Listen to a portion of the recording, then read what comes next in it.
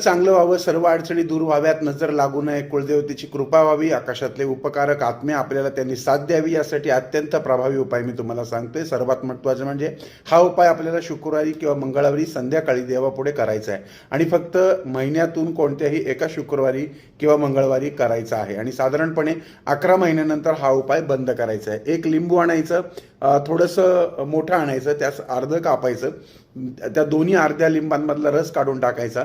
आपण जसं उलटं एखादा चेंडू होतो त्या पद्धतीने ते उलटं करायचं.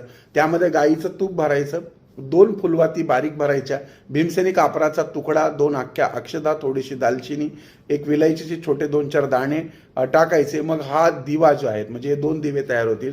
हे 2 दिवे देवापुढे लावायचे. हात जोडून कोणतेही देवीचे स्तोत्र किंवा कोणताही देवीचा मंत्र म्हणा. पाठ नसेल तर यूट्यूबच्या माध्यमातून श्री सूक्त ऐकलं तरी चालेल. साधारणपणे 11 महिन्यामध्ये तुम्हाला जो अनुभव येईल तो मला जरूर सांगा.